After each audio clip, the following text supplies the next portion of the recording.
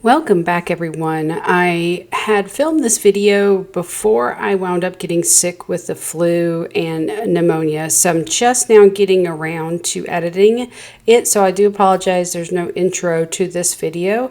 You're just going to hear me voice over. We did have family come over this night to join us for dinner, so I decided to put together Mongolian chicken. One of the ways I feel like we can save money and still enjoy some of the food that we love is to make it at home. And when you start to cost out ingredients, it is a lot cheaper to make these things at home than it is to go out to eat. Now, don't get me wrong, I am not opposed to going out to eat. In fact, it's one of our favorite things to do. However, I like to take some of our favorite meals that we get when we go out and then create them at home, sometimes through trial and error, or sometimes just I get it the first time around, so it just always varies. So I really wanted to try to see if I could get the Mongolian beef recipe down. Now, this recipe for the sauce I've been making with Mongolian chicken for a very long time, and how I'm going to be cooking my beef is not how I cook my chicken. And what I've always enjoyed at a restaurant is the crispy the crispy beef. And so that's what I finally figured out how to duplicate. And so one of the things I like to do first is get my rice going, and I will rinse the rice for a few minutes, because what that does is it rinses off a lot of the starch on the rice, so the rice is not as sticky. Now, this is just a jasmine rice, which is our preferred go-to rice. I am not a big fan of like brown rice or just regular white grain rice. It's just a personal preference, so use whatever you like. And what I'm doing is I am doubling this recipe. So I will make sure that in the description box below, I will put a single recipe for this Mongolian beef. You can, again, easily substitute this for chicken. However, when you see how I cook the beef, I have never cooked the chicken that way. I would think it would work, but I've just never done it because I just do it differently for the chicken. So to my pot, I put in 2 cups of jasmine rice that had been rinsed, and just a touch over 3.5 cups of water. And what that does is it allows the rice to finish steaming in the pot, and it's always worked out perfectly. So for my flank steak, which I actually found at Costco, just a single flank steak, which is great, you want to cut it across the grain. You can see the lines, or almost like the grooves in the meat. That is the grain. So you can trim up any fat that's on it, but you want to make sure that when you slice it, you cut against the grain, so that way the beef is super tender when you go to cook it. Now, I have found that taking the flank steak and cutting it into 4 pieces really helps the size of the Mongolian beef. So it's not, you don't want your pieces so large. So cutting it into 4 is a great way to keep that size. And also it gives you more beef to work with to feed your family. Now, again, this is just one single flank steak, and this fed 6 of us plus a 1-year-old, and she doesn't really eat that much. So really more like it just really fed 6 people, and it could have easily fed more than that. We had leftovers that we sent home with our daughter-in-law for our son to have, and so it really does make quite a bit. Now, when I talk about the cost, the beef was around $20 for the flank steak, which is why I snagged it, because it was, again, just a single one, but the price was good. That is a really good deal when you're looking at what you would spend if you went out to eat. So a lot of times when I'm planning meals like this, I think about those things if my budget allows. So for $20, I can feed our family a really good meal and not have to go out to eat, where it's going to cost us more like $80 if we go out, or more, just depends on where you go. And so again, this has just kind of been my focus this year on something that I really want to do, which is create more of those favorite meals that we've enjoyed as we've gone out in my own kitchen. And so that way, one, it's more cost effective, and two, and sometimes it actually tastes better. Now, it's not 100%, but usually it does. It tastes better when it's a home cooked meal. So I'm going to go ahead and get the rest of this beef sliced up. Now, you do want to make sure that you slice it really thin. Now, on this cut, you can see there's quite a bit of fat that was on there. So I'm just slicing really thin. It didn't last very long, which is great. So it's not like a wasted piece of meat. But you want to cut your flank steak really thin because that, again, is going to allow for a quick cook, but also to remain super tender.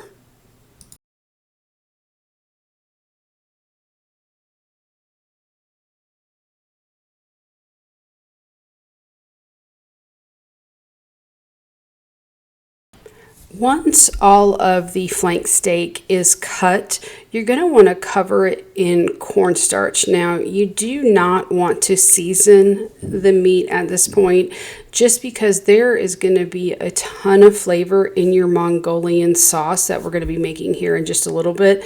And so no salt, no pepper, no nothing, just the cornstarch. Please don't add any salt to it at this point because, again, we are making the Mongolian sauce with soy sauce, and that is very salty on its own. So this is why I do not season the beef. Now, if I was making a different dish and I was frying this up for something, then possibly I would add the seasoning into the cornstarch, but it's not something you want to do here. And so you're just going to take a wooden spoon or any spoon that you have, even a spatula, and you're just going to toss the meat around into the cornstarch. Now, I don't have an actual measurement for the amount of cornstarch. I just eyeball it. I happen to have those little scoops that I keep in my cornstarch, and so I did about 5 of them, so they might be about a tablespoon, a little bit over, but you're really just going to eyeball this, and you just want to lightly coat your beef. You don't want a heavy, thick coat on there. That's not what we're going for. We're not trying to make fried chicken with a big, heavy, light coating of seasoning. You just want it to be super light and just enough so it's going to crisp up when we cook it.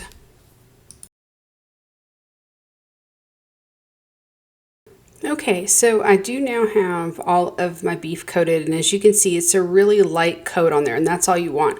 Once it's done, you just want to set it aside, and now we're going to put together the Mongolian sauce. Now, I use the Tamarai because it is gluten-free. Our daughter does have celiac, so this is what I use. And actually, honestly, it's my preferred one anyways, and so it's really, really good. You can use any soy sauce that you want. I just have to keep mine gluten-free. So again, now what you're going to see here is a double recipe, but I am going to put the single recipe down below in the description box. And so what this is going to be is 1 cup of soy sauce, and yep, that's how I buy my soy sauce, in a big jug, and I keep it filling the little jar in my refrigerator. That's how much Asian food that we make in this house, and because it's one of our favorite things. So anyways, you're also going to add in 1 cup of water, and then the original recipe calls for 1 tablespoon of minced garlic and 1 tablespoon of ginger.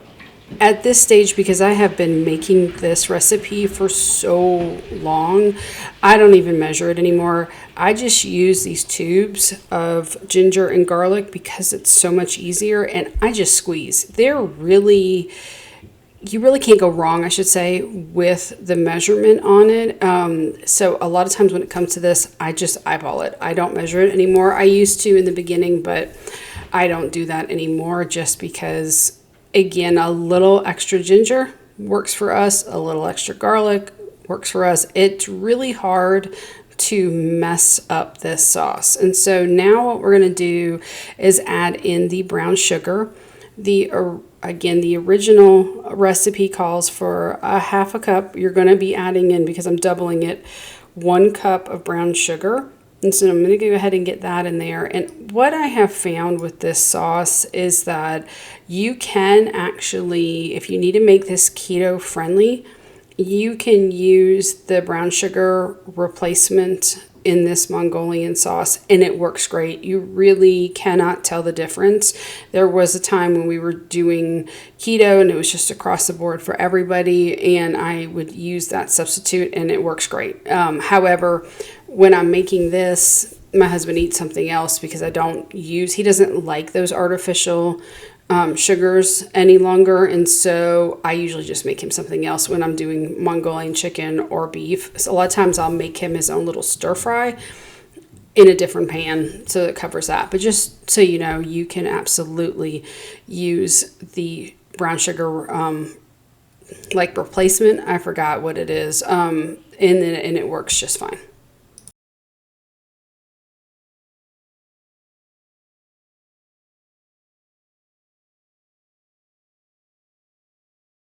Okay, now that everything is in the bowl, I'm just going to give it just a quick little whisk. Don't worry about the paste for the ginger and the garlic.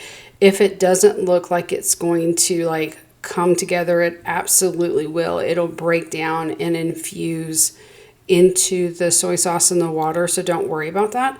What I'm going to do is I'm going to heat it through just enough so we can add in the cornstarch, and then we will start to move on to getting the beef cooked and ready for the sauce.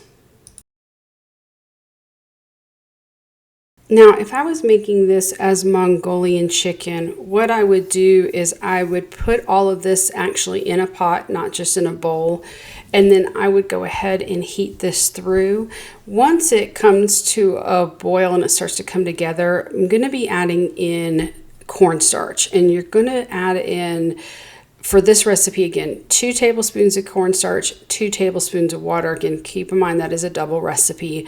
And then you're going to let that sauce heat through, and then, which it has at this point. And so I'm just going to thicken it and stir it. And then I'm going to turn it off, because what I've discovered when making this recipe, and again, it was a kind of a happy accident the first time I did this, to try to create something that would duplicate what you get at a restaurant. I actually would now take this sauce and I'm going to be putting it into a pan. And what that's going to do is that is going to allow it to cook down.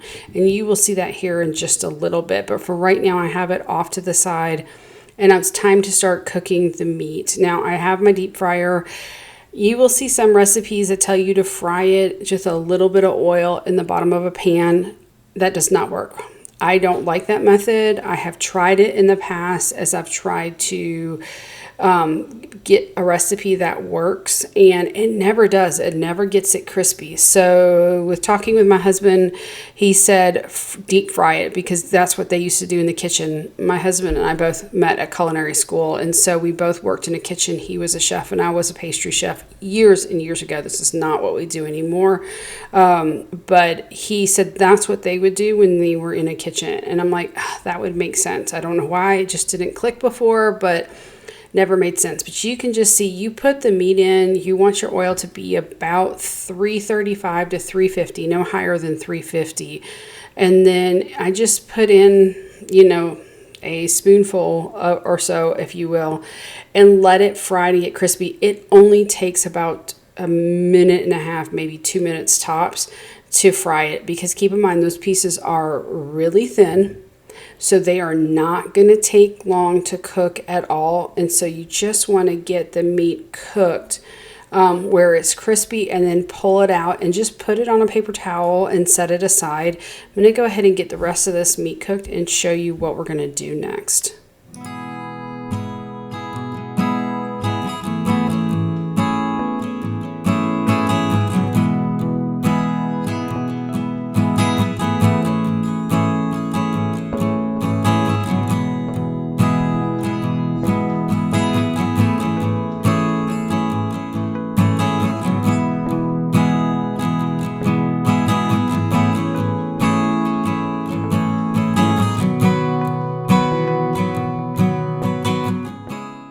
I got all the beef done. Now I did slow down the video so you guys could see it.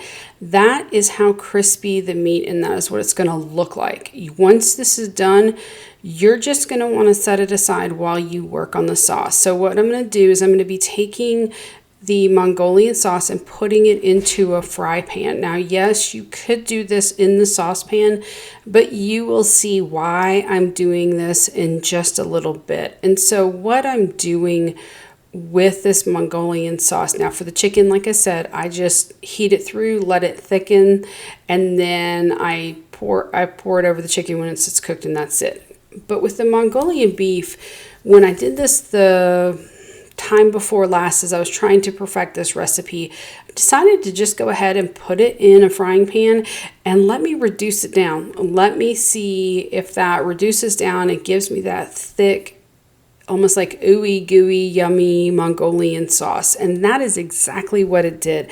And that is what you find when you go out to eat and you order Mongolian beef. The beef is super crispy, and it's just got this light coating of sauce. It's not a dish that has a bunch of sauce or your meat or your of any kind, whether it's beef or chicken or shrimp or whatever, is like soaking in a sauce. This is a very lightly coated sauce, and to achieve that, you want to reduce this down, which is exactly what I'm doing. And so it only takes maybe about 5 minutes. You want to watch it. I keep it on about a medium-high heat, and you just keep an eye on it. You can stir it occasionally, but you will see how it goes from being really thin to nice and thick. And once you get it to that consistency that you're looking for, that is when you're going to turn off the heat, and then you're going to toss the meat in with the sauce. Okay, now we have reached the consistency. Now I could have let it cook down just a touch more. However, because I had a lot of beef and I was feeding at least 6 people, it turned out to be more like 7.5, I wanted to make sure I had enough. So once you get it nice and thick, you're just going to put your crispy beef into it, and then you're going to toss it together. And that's it. Once your rice has already been cooked, it's ready to go. And then you're going to serve this immediately. This is fantastic. It is so good. I cannot wait to make it again. It was a huge hit. Once I figured out how to do it and fry the meat and get it like this, it's so good. I probably will make Mongolian beef over Mongolian chicken every single time. And even though the sauce is the same, there's just something about that crispy beef. And I probably will try to make crispy chicken at some point and then try it that way, just out of curiosity to see how it works. But this is so good, and it heats up so well too. So if you have any leftovers, they're really good the next day. So I just want to thank you guys for joining me in this quick video. I will be back in the kitchen as I'm starting to feel so much better. I'm just still trying to get over everything, and our daughter is too. So anyways, thank you guys so much, and I will see you in the next one. Bye.